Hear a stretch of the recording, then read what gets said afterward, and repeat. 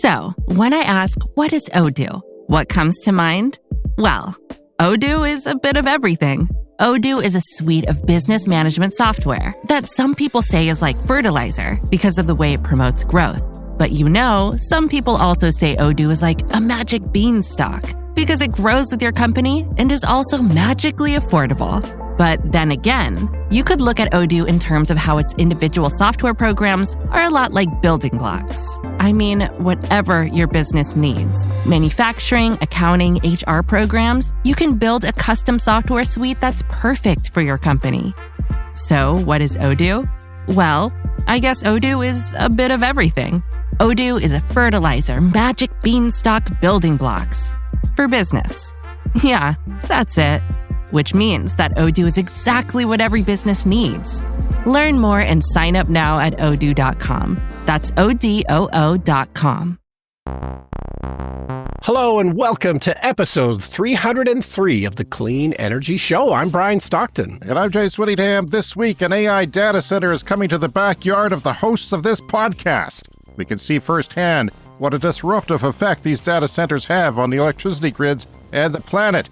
In fact, I will ask AI later all about it. Japanese car maker Honda is about to announce its first annual loss in almost 70 years. The car maker has struggled in the transition to EVs because, well, they didn't transition to EVs. Somebody please tell them to listen to our podcast. Trump's solution to losing court battles with offshore wind companies, well, he's going to pay them $1 billion to stop building wind and start building natural gas plants in Texas. And for the record, if he wants to pay me $1 billion to stop this podcast and start producing natural gas out my ass, my wife is going to make me take him up on that offer. I think it's just a no-win situation there for me. I think that's wise. California recently made it more expensive to put up rooftop solar, and a court has now upheld those new lower rates paid to consumers. How come no one talked about this on the Oscars red carpet? Why wasn't Ed Begley Jr. nominated for an Oscar? I sense a conspiracy. All that and more on this edition of The Clean Energy Show. Oh, I want to welcome new listeners. We probably have some new listeners. We had a video that went viral last week. It's approaching 200,000 views on TikTok and even got some traction on Instagram. Never had anything, it's not huge viral, but I never had anything really take off on Instagram before. And it's thanks to people arguing.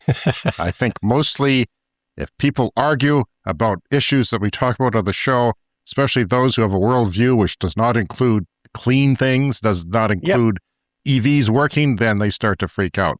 Now, there's some arguments, because it was about Chinese EVs, that I'm not buying a Chinese EV. That's fair. I get that, and that makes total sense. That's a legitimate thing to think. But I look around my house. I mean, everything I'm looking at now, I'm looking at like 3 monitors, a camera. It's all made in China. It's all made in China. My phone's made in China. My water bottle is probably made in China. My microphone, everything, the shower that I just took, the faucet head, everything was made in China. My big screen television. Yeah. Look around your house, people. You probably have a EV's worth of Chinese things easily in your house already. But not saying that you shouldn't say no to a Chinese EV if that's what you think, but it's very tempting. Yeah, and growing up in the 70s, the thing you'd see on products all the time was made in Japan, and we see that much less now, and we're going to talk about that a bit later. That was a good thing. When I went looking for VHS players at the clearance center for Sears, I remember looking for one made in Japan, and they were more expensive, but those were the ones that worked well. That's different now. People would never buy something in Korea at the time. And then things started being made in China, and people would never buy because they were bad at first. But now they have better quality than we do. They have such good quality control that a lot of their items, especially the high ticket ones, are very good quality. Yeah. Now you go to a dollar store, everything in there is from China. It might as well have a Chinese label on the front of the store, a flag, with Xi Jinping, a big picture of them are up because everything is coming from China in those stores. And people shop at those stores, especially with the downturn in the economy. And the Japanese car makers didn't start off super strong either. It took them, several years to really get rolling and then become highly, highly valued. And, perhaps they're slipping a little bit now, which we'll talk about later. So I didn't actually watch the Oscars. So I don't know if they talked about solar panels on the red carpet or not. I know in the past, Ed Begley Jr. has been there on the red carpet to talk about environmental issues. But, he's not as famous. I watched 2 red carpet shows because no one knows the Oscars more than me, except maybe Oscar himself. There was one on CNN before the ABC Oscar show. Okay. And some douchey studio executive walked up to the camera and they didn't want him there. They said, "We're live." They kept saying, "We're live." He said, "I know. So what do you want to talk about?" It was just really cringy in the worst way. So I didn't watch it, but I'm wearing my Punch Drunk Love t-shirt in honor of Paul Thomas Anderson, who won for Best Picture and Best Director.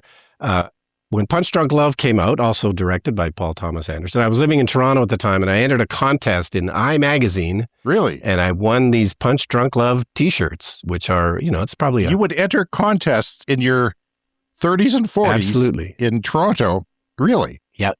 Because you wanted Came one. with you liked your t-shirt. Free tickets to the movie and a couple of t-shirts. Oh, nice. It was great. And I really liked that movie. But no, I didn't watch the Oscars. But you didn't care for this one as much. Didn't you go to Boston to watch this movie? I saw it in VistaVision. This is a big deal. There was only 4 places in the world screening it in VistaVision. I went to see it. I enjoyed it. It's a good movie, but I think he's made better movies. I agree, but then there was a lot of hype by the time I saw it. I think it's good to see a film before the hype, before the hype hits. But I think I was kind of pulling for Sinners at the end. Yeah. But yeah, and so was the audience. And I enjoyed Sinners, but didn't love that one either. Well, you don't love anything, Brian. You're a hater. I'm picky. You might as well get into the comments on our TikTok videos and start arguing. Well, you and I should really argue more on the podcast. I think we'd have more views. We should. I think that would get ratings. A Siskel and Ebert type adversarial relationship. Yeah. But anyway, last week you mentioned the Nokian Hakkapeliitta 01 studded tires that have retractable studs. And I was quite fascinated by that. So I thought I would look it up and learn a bit more about it. So these are winter studded tires that are called retractable. This is a new thing that's never been done before. Now, what I was hoping for wouldn't it be great if you just press a button and retract the studs on your winter tires? Sure. But it doesn't really work that way. Like James Bond would. So what it is, the tire has an outer layer, an inner layer, and a middle layer. And the studs are installed into the middle layer, and the middle layer is sensitive to temperature. That's how this works. So when that middle layer is warm, it's soft, and so when you drive on the studded tires, they get pushed back into the tire. They push in. Okay. Yeah. I see. And then the colder it gets, that middle layer gets hardened, and then it keeps the studs protruding out on the tire. So still very cool. So those of you from warm weather climates, I should point out studs on tires are for driving on ice and slippery roads in winter climates.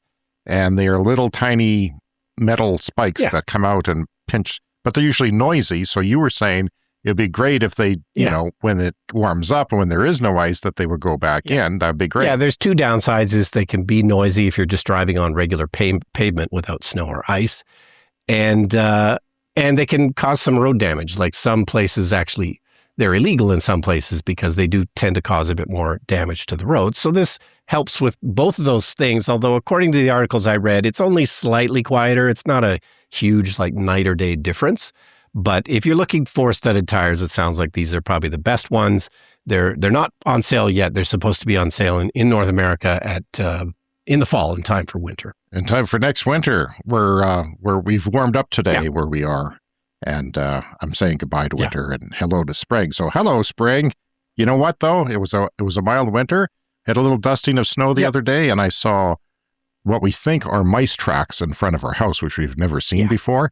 So you were talking recently about a warm winter a few years ago where the mice was bad. So I got to get on top of that. A couple of years ago, the mice population exploded because it was a mild winter. So maybe a similar problem. I think that's going to happen again. I think so. I'm going to look out, mice. I'm coming for you.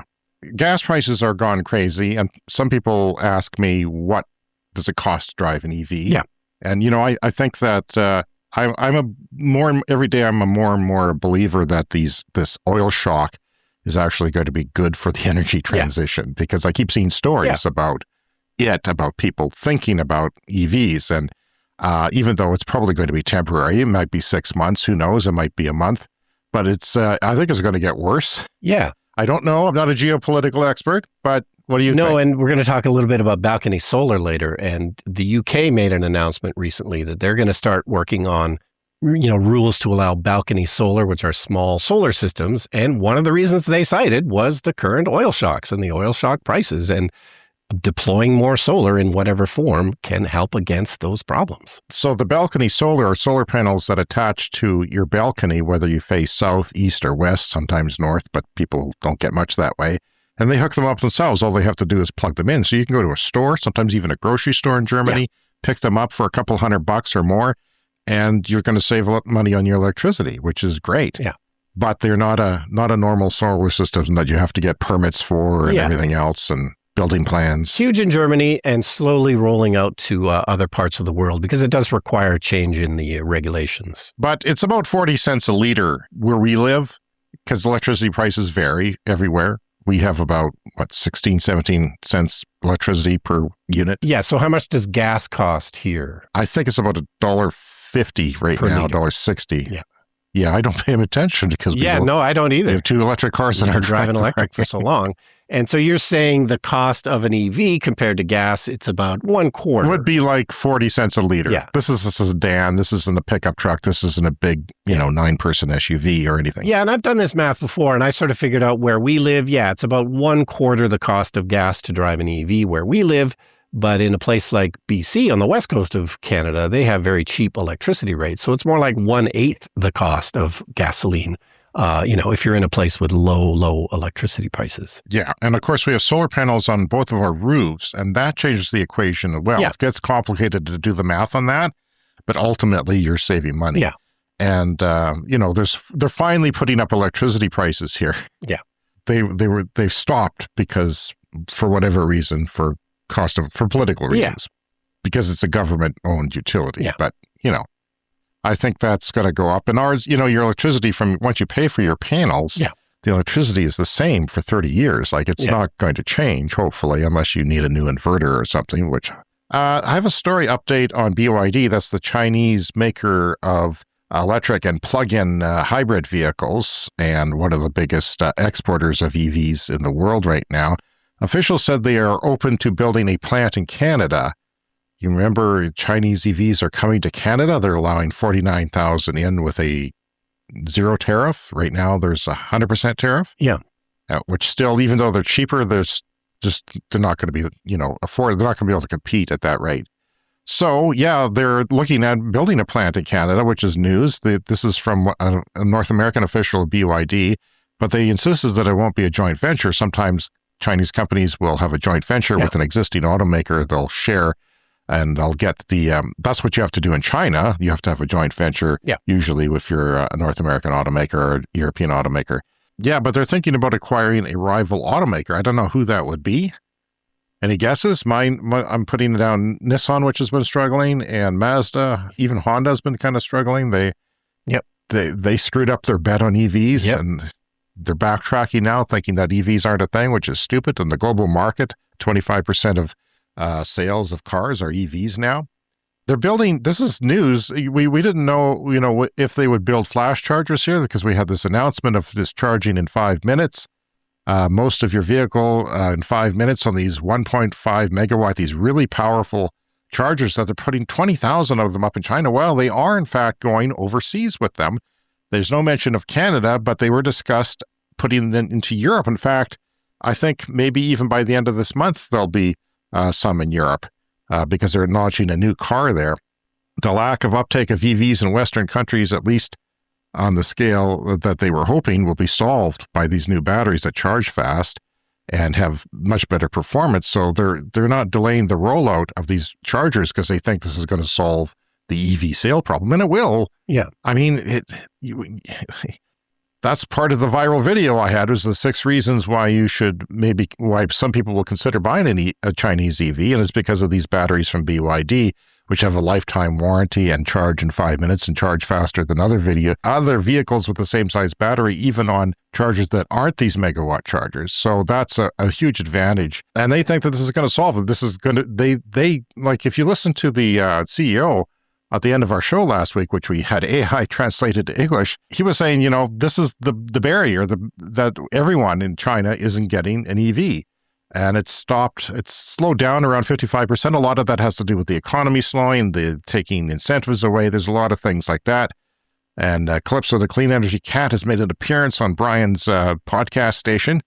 And he is rubbing himself, or she is rubbing herself on the, it's a she, right? On yes, a she. The microphone now, getting some hair on there, sniffing your face, seeing what you had for breakfast. What did you have for breakfast? I had, it was like a egg croissant thing. I knew eggs were involved. I could just sense it. So the timing of them BYD putting up chargers in Europe coincide with the launch of the updated Denza Z9 GT, which is set to make its European debut April 8th in Paris. The flagship EV will use BYD's new Blade battery too. So yeah, and I've seen reports of these Blade batteries, we were talking about this great new advance, and we were saying, well, it's real. And how real is it? They're actually literally going into stores as we speak in China. They are going into BYD stores, these batteries in some models. So they are real and they are happening and people are snapping them up. So apparently this is starting to happen in April this year. Most Chinese EVs currently in Europe are only 400-volt EVs. That's kind of like the my EV and your EV. They're sort of limited if you're 400-volt. The Korean Hyundai and Kia EVs have opted for, some of them, the more expensive ones have opted for an 800-volt, which makes them charge faster. Yeah. These are a little over 1,000 volts, I think. So they're megavolt EVs. The batteries have higher voltage so they can accept a charge faster.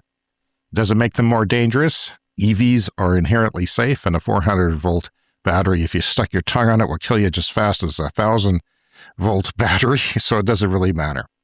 But I thought I would update, and that's what's coming right now. So this is spreading, and they realize that every market they're in, if they get these megawatt chargers, no one will have an excuse not to buy an EV. Yeah, and the thing that I would add to that is electric cars are already good enough. Like you and I have been driving, I've been driving electric for 6 years now, and I have no complaints about the current technology. So this is just, a further step forward that will convince a lot more people of their viability. But hey, they're already great. They're already viable. Yeah, my oldest car is 13 years old in January, and was 13 years old in January, and it's, 8 years for me. So our new car is working just fine. We live in a very cold climate here, and they work just fine, thank you. So moving on to Honda, which we were just mentioning recently. This is from Reuters. They're about to announce a $15.7 billion write-down in restructuring costs. This is related to their EV business and their attempt to move into the EV realm. Not a particularly good attempt. This is Honda's first loss in almost 70 years. This is a very successful, consistently successful company. But, their heritage, their expertise is engines. This is what they're known for, gasoline engines. That's right. And I think it's just been hard for them to kind of give up that notion that they need to switch the focus from what their traditional core business is. And they've said particularly that it has hurt their sales in China, which we talk about frequently. The Chinese cars are coming on strong. They're very high tech and they are mostly electric. And Honda just simply can't compete. They're really just working on the same kind of platforms that they've been using for decades, and they really just haven't changed with the times. They have also now canceled 3 EV models that they were going to build in the U.S., and this is partly in response to the way the political winds are blowing in the U.S. We know that it's not a pro-electric vehicle government down there. But of course, in the long run, this is only going to hurt them. This is only going to slow down their transition to EVs. I just can't imagine a scenario where that's a good idea. If the problem has been a reluctance to adopt new technology and more tech-focused cars, that's probably not the way to do it. Well, here's the thing, Brian. The political pendulum is going to swing back the other way. Again, eventually, yes. I was doubtful about that, but I know that Trump has got a big gun to his head with these oil prices, and I happen to know that they're not going to get better. Yeah. So this is going to be and the American people aren't buying into this war at all. Even the Joe Rogans of the world are against it. Yeah. This could be the end of his powers. This could affect the midterms, and regardless, aside from authoritarianism being a possibility, I think the pendulum is obviously going to swing back. We all know that it swings.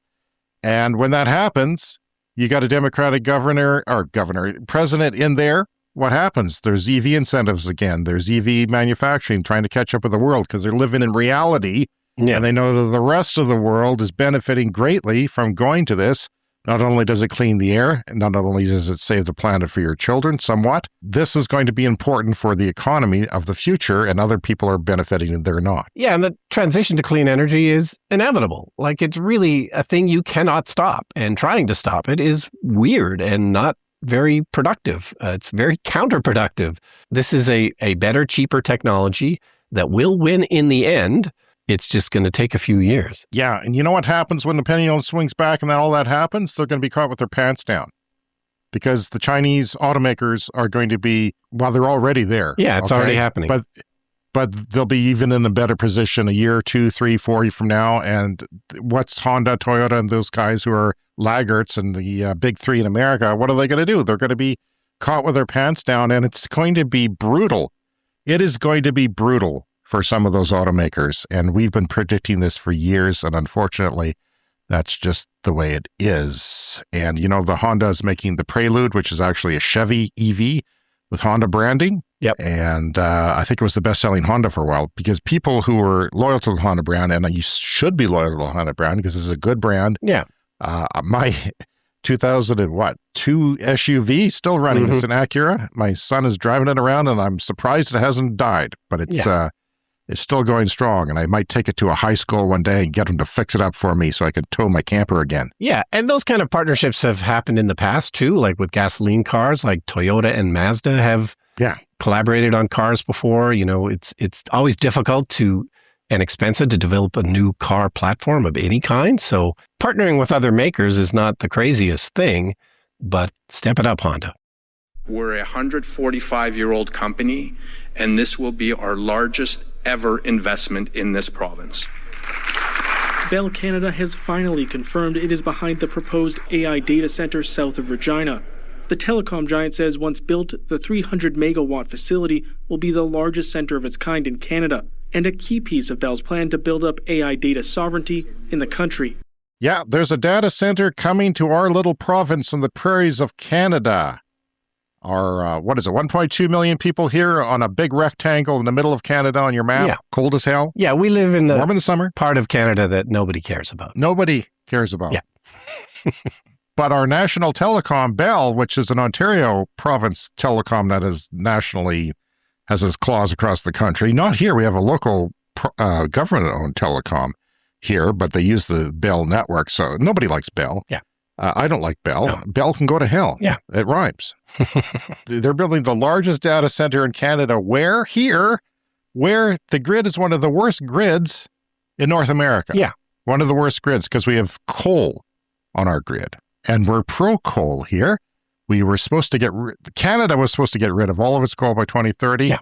Not here. They're saying we're pushing it to 2050. Yeah. Hell, we might go beyond that because coal is great. Yeah. So what they're going to do is a data center is just a bunch of warehouses with computers, these GPUs running at full speed, and they get hot and they have to be cooled. You spend a lot of your electricity on the computers that are running, computing for AI to learn things and do whatever AI learning does. And you have to cool those computers. So you can cool them with fans from the air outside. And you were saying, we'd be a good place here because we get so cold. Yeah. Every once in a while, you'll hear a data center announcement in a place like Minnesota or something, and they mention that as a plus. You know, like you literally, hey, just open the windows in the winter and you can cool your computers that way. So this announcement had none of that. And the journalists here, God bless them, they're working their asses off. Yeah. It's a small market. They didn't know what questions to ask. They have no idea what questions to ask. We should have been there. Yeah. Should get a little press hat. We should have been on the Oscars red carpet, James. And a trench coat. We should be on the Oscars red carpet. I don't know why we're not. We should be there. And now the Clean Energy Show talks to Ethan Hawke. This is a closed loop water thing. So yeah, these things are known for using a lot of water. And what they do is they pump water in and it evaporates and it's gone. Not gone forever, but it's into the atmosphere, which is a greenhouse gas, by the way, water vapor. It does warm the planet, but this is closed loop, so they're hoping to store the water in private underground cisterns, but that is subject to leaks and evaporation. In fact, AI says, ironically, that's 70% less water use than evaporative cooling, but still, it doesn't mean there's no water use. It just means there's 70% less water use. So that's one thing. The province, the government here claims it's going to bring in $12 billion in revenue somehow to the province's economy. How? Do we charge 1 penny per computation? Like, do we get a revenue off that? Is it a resource? I don't know how that happens. They're going to add 800 temporary construction jobs. Woohoo. These are not major construction jobs. This is just a shell of a warehouse to build. They're building a building. And some parking lots, 300 parking lot space for 80 full-time jobs once it starts fully operating in 2027. The center is a part of Bell Canada's initiative to build sovereign AI data center infrastructure under Bell AI Fabric, including a data center supercluster in British Columbia, which has largely hydropower. So it's cleaner than coal. Yeah. Controversial hydropower, but it's existing. Most of it's existing, and it's already built. Long-term tenancy agreements contracted with artificial intelligence companies Cerebras and CoreWeave. So they're contracting out to AI companies to do their dirty work, literally, for them. The center is built adjacent to an existing SAS power substation. That means that it's a big, fat connection to the power grid because you need lots of electricity. How much do you need? 300 megawatts. That's a third of a nuclear reactor literally in our backyard. Just for one data center. You could walk there. Yeah. You could walk there from the edge of the city. It's right close to the city. Very close to my house where they're going to put it. Very nice. You'll probably hear the whining of the fans. And the Elon Musk is building a data center in the southern U.S. where he's putting up natural gas turbines. It just, it's just, I'm glad that's not happening. You know, thank God for that. 300 megawatts, it's a tenth of the power in our province. It's a tenth of our whole jurisdiction's power for one data center. And you know what they're going to do? You know what they're saying? The premier is saying, we're one of the jurisdictions in North America that has the power to do this. You know why they have the power? Because they didn't shut down the coal. Yeah. You know what they're going to do? They're going to shovel more coal onto the fire for this plant. That's what's going to happen. It's not like they're going to put up solar panels. I was waiting for the announcement to put up solar panels or a wind farm because this is, coordinated with the First Nation here, and that they're leaders in doing that. They're the land that often gets used for, power purchase agreements for green energy. None of that. They're not even talking about putting a freaking solar panel on the roof. Would that kill you, Bell? Take your bloody business elsewhere, Bell. Take it to a clean place. There's other cold climates with clean electricity. Go to Quebec. I don't know what they're doing here. It's just garbage. People should boycott Bell. Bell CEO Mirko Bibic said ensuring adequate power supply was crucial to the decision to come here. Yeah, shoveling more coal. You are the dirtiest data center around, pretty much. This is a Bell quote here. You need the power in order to deliver that compute capacity, and what we have is a province that is willing to make the power available to generate that compute capacity, willing and able to filthy up the world just fine. So I guess they'll just throw more coal in the burner. And happy story for all mankind, all humankind. 300 megawatts, Brian, that could power 300,000 homes. 2.5 people per home here where we live.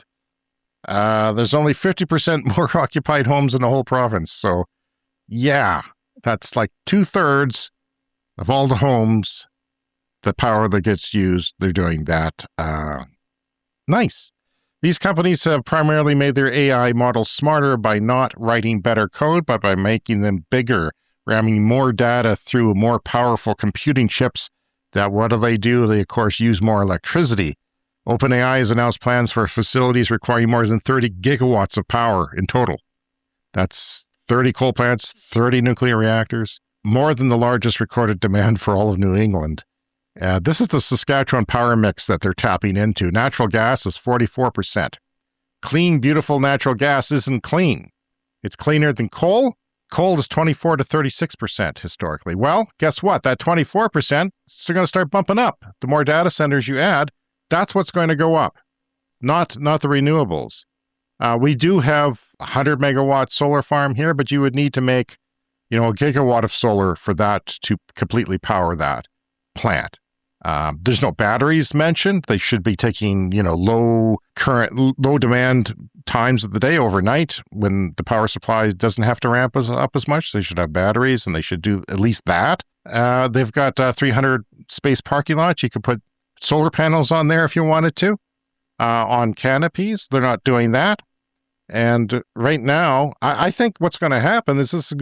We're talking, the NDP is talking, the opposition party is talking about how they did a study. They paid experts for a study, and they said the power rates in this province are going to double by 2050 with the current policies that are in place. So this is probably going to accelerate that. The more data centers we have, the more that's going to accelerate. That's 24 years away. I would expect it could easily be more than double by then.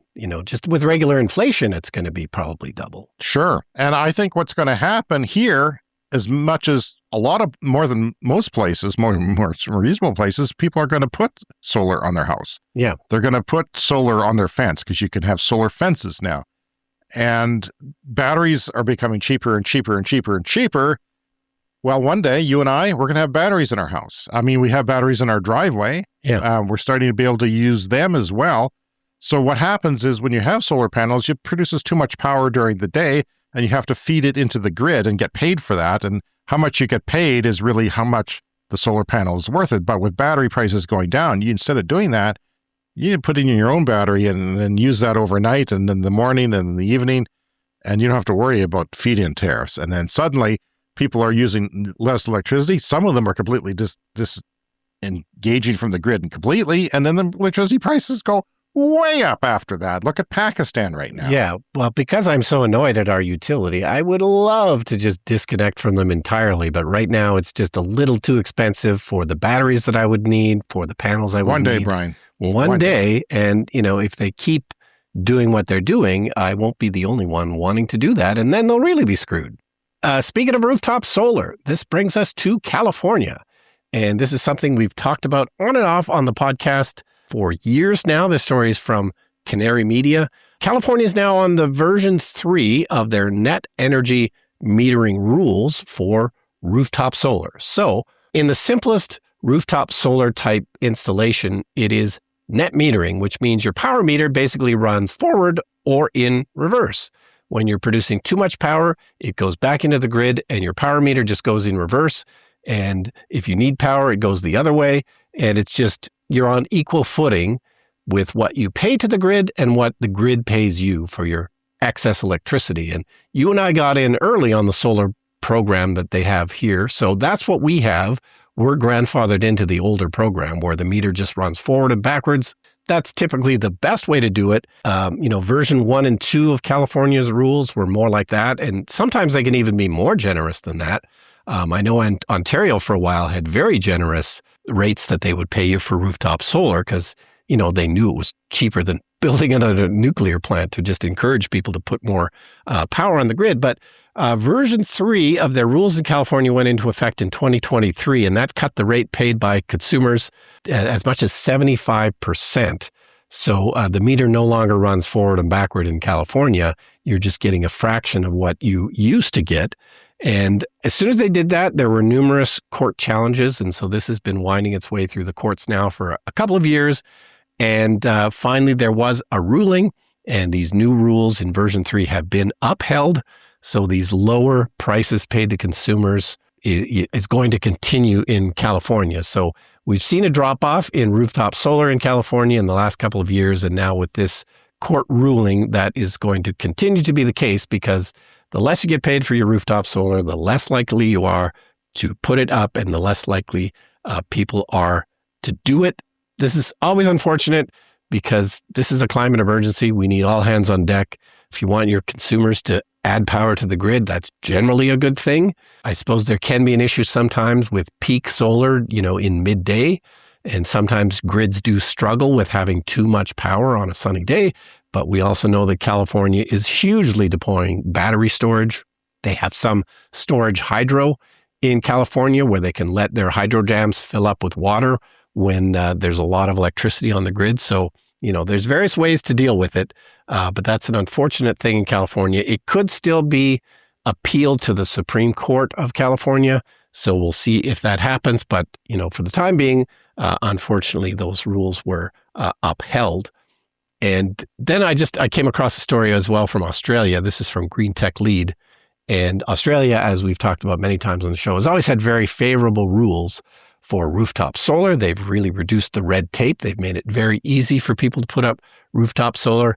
And so this is not for sure or anything, but they are doing a review now in Australia. The Australian Energy Market Commission is thinking about increasing the fixed network charges, i.e., they're not going to change the rates paid for the electricity, but possibly the monthly minimums, basically. Everybody connected to the grid typically pays a monthly minimum.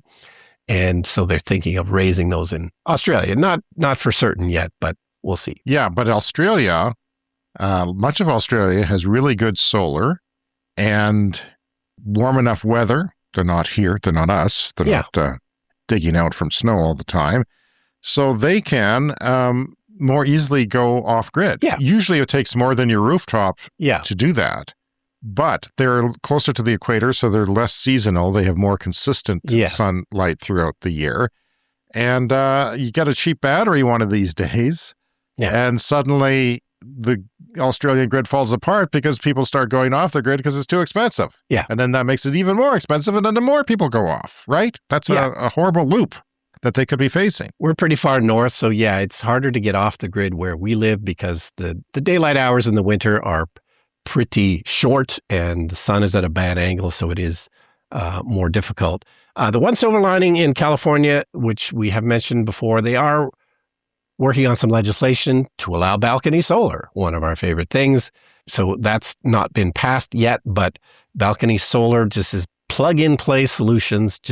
They're much smaller systems is the unfortunate thing. Like a rooftop system can generate way more power. Balcony systems are smaller, but of course, more people can install them. Just think of a high-rise apartment building, all the units in there, everybody puts up a couple of solar panels, just plugs them into a regular outlet.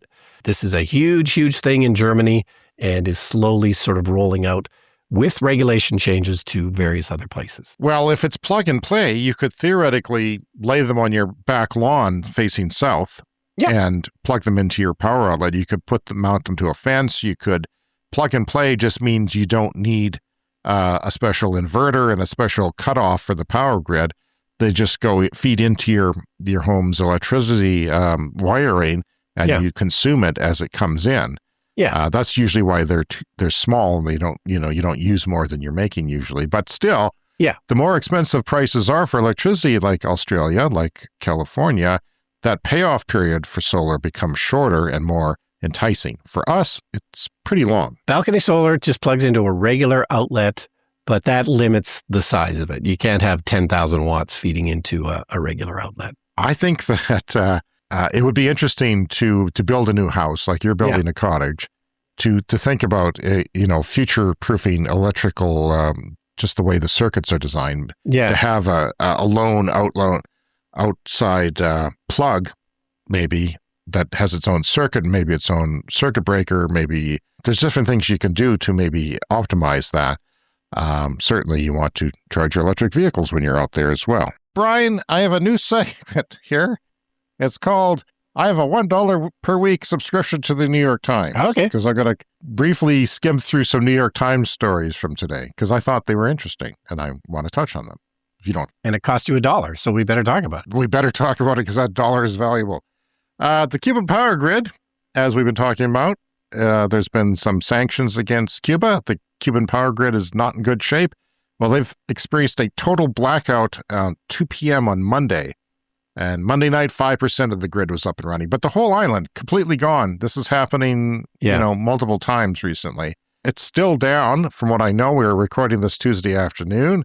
Our Tuesday midday. The whole nation is in the dark, essentially. It's an oil blockade that the U.S. has imposed upon them. They were burning really bad oil. Some places do this. They're not burning natural gas for power. They're burning terrible polluting oil to make power, because it's 11 million people there. But still, and it is an island, so you don't get all the pollution to yourself. It is the third major blackout in the last 4 months. The third, pretty much island-wide blackout in the last 4 months. Cuba's aging grid has drastically eroded in recent years. They haven't been able to keep it up. The economy is not great there, and things are bad. This is leading to daily outages, and a lot of people are there when you see news reports on this are talking about spoiled food. Yeah. A couple of solar panels, a car battery, and one of those little electric coolers, which are not the greatest things in the world, but they would probably keep some of your food from spoiling. A professor at American University who has tracked Cuba for years said the country's energy grid hasn't been maintained properly, and its infrastructure is way past its normal useful life. The technicians working on the grid, he says, are magicians to keep it running at all, given the shape that it's in. The island has not received oil shipments in 3 months and was operating on solar power, which they are increasing as fast as they can. Yep. And if you are in the middle class in Cuba, which is not many people, you're probably going out and buying solar yourself and putting it on your home. Natural gas is also being used in thermal electric plants, which is this horrible oil, which they were shipping in and makes up a large part of the grid. A lot of hospitals, unfortunately, had to cancel thousands of surgeries. If I was a person getting life-saving surgery, I would not be happy right now. It would be a pretty scary time. It reminds me of the neonatal hospital we talked about in rural Africa. And, a charity went and fixed that because babies were dying when the power went out because the power went out all the time. Yeah. They installed a small solar microgrid, not that much bigger than some people have on their homes, and batteries, which, like a Tesla Powerwall, which you can buy for your home and things like that. A few of those, and that solved the problem. Babies no longer dying for that reason. So this is another story. This is how is the U.S. administration dealing with offshore wind? You know how the U.S. administration hates EVs, hates solar, hates wind. Windmills, as they call them. But they're not windmills. They're wind turbines. Yeah. I'm sorry. The U.S. administration, I don't know what bone they have to pick other than they're thinking it's woke, or if their fossil fuel donors are really getting to them. Like, what's going on? They're appealing to a certain base. Okay. A certain base, says Brian Stockton.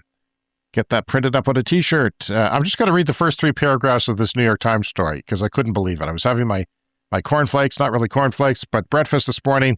I think cornflakes is funnier than what I had, which was toast. But I'll say it anyway. The Trump administration is considering a new strategy for throttling the country's offshore wind industry after federal judges blocked its 5 previous attempts to stop wind farms under construction off the East Coast. Imagine you're putting up a wind farm off the East Coast and they say, no, you got to stop. We don't like wind. What a pain in the butt that would be. Well, the judges agreed with them. And senior administration officials, writes the New York Times, are drafting settlement agreements that would pay nearly $1 billion to Total Energies, the French energy company behind 2 wind farms off New York State and North Carolina, according to documents reviewed by the New York Times, including copies of those agreements.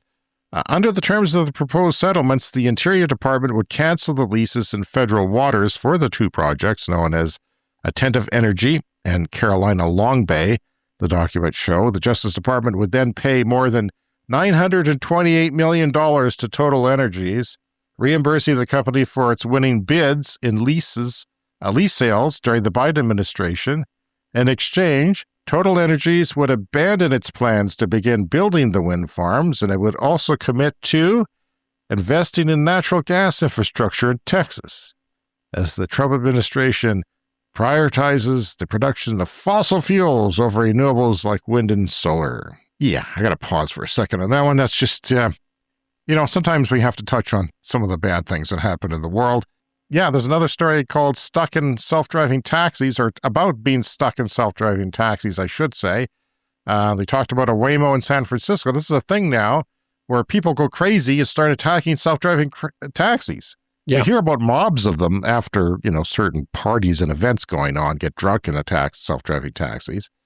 Well, if you're in a self-driving taxi, you can't drive off. A taxi driver could peel out of there and go away. Yeah. Self-driving taxi senses a person and stops. Yeah. Because they don't want to hurt anybody. Yeah. So they described a case where the man punched the car's windows and tried lifting up the vehicle. He then yelled that he wanted to kill the passengers for giving money to a robot.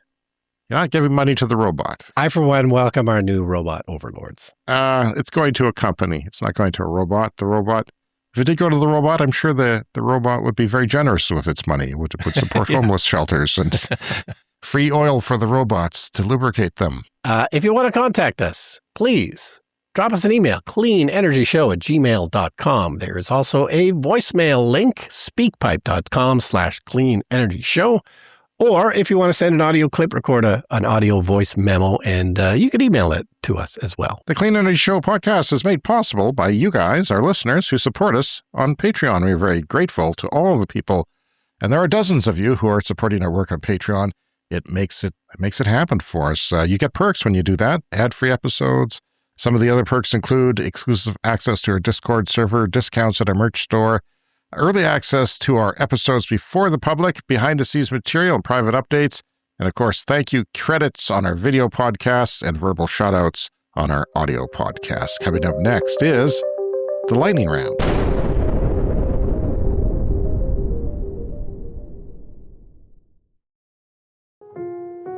Time for the lightning round. The lightning round is a fast-paced look at the latest headlines in climate, clean energy, and transportation. All right, Australia could reduce its reliance on foreign fuel by more than 1 billion liters a year if it replaced 1 million petrol-fueled cars with electric vehicles.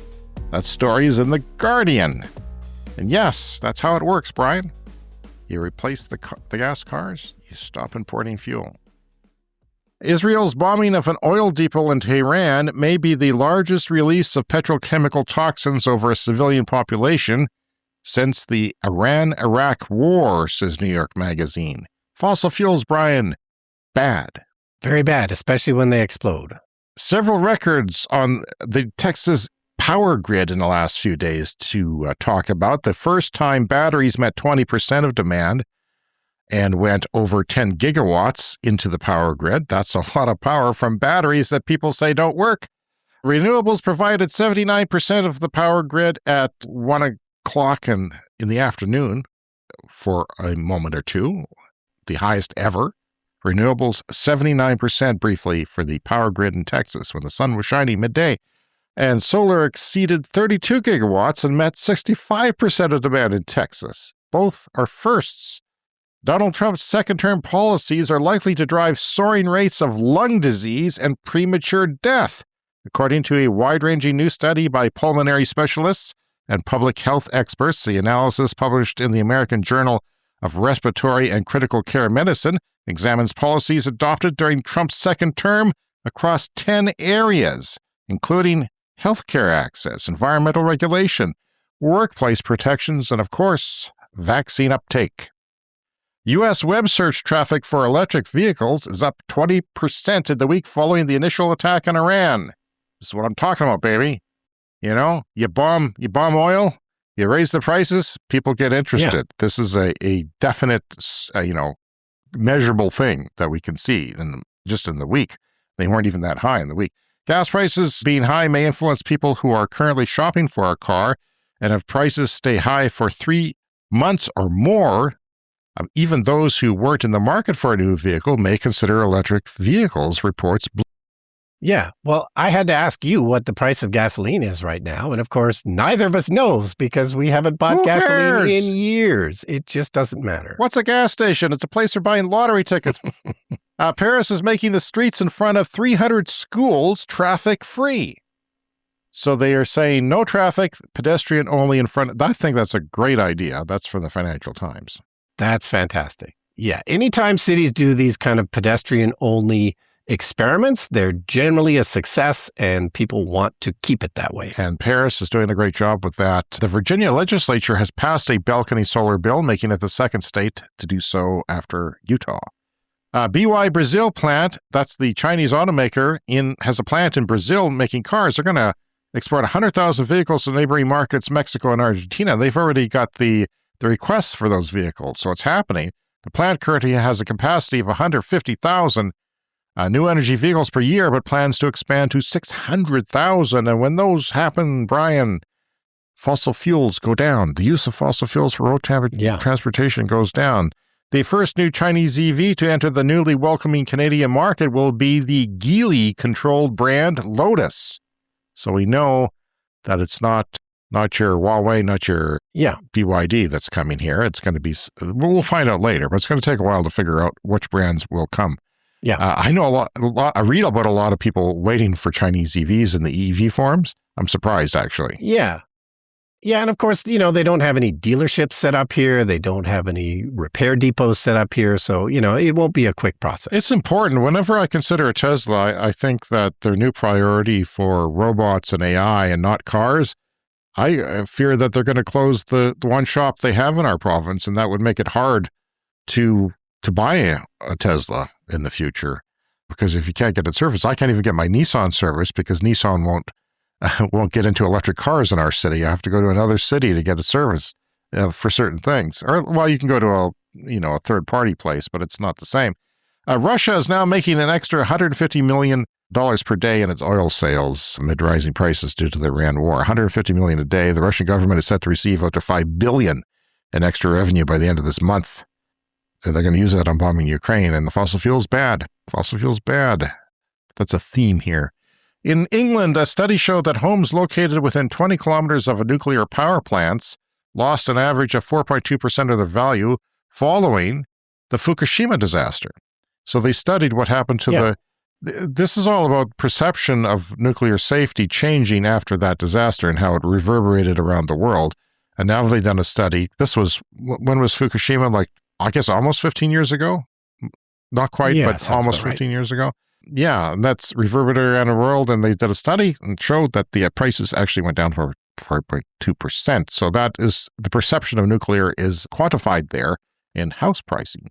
An Algerian research team has developed a smart water spray cooling system for PV panels that activates only when temperatures exceed a set threshold, boosting the efficiency while minimizing water use in desert conditions. Now, if you're new, you may not know that solar panels lose the amount of electricity they output the hotter they get. Once they hit 25 degrees Celsius, which doesn't have to be an air temperature of 25 with the sun shining on them, could be a lot less than that, they start to lose their efficiency, 1% per degree or something like that. So cooling them sometimes makes sense, and they've done a study that if you have these solar panels in deserts, and often a lot of the solar in the world is in deserts because it makes sense, sunny, dry, you have to clean them though, you have to get the dust off them, and sometimes cooling them helps. The system raised power output and reduced module temperatures, offering similar efficiency to continuous cooling, but was far lower water consumption, pump operation, and other costs. So the module temperatures dropped from 58.6 degrees Celsius, which is really hot, to 36.7, which is a little under 100 degrees Fahrenheit. And finally this week, China exported almost 1 million vehicles in the first months of 2026.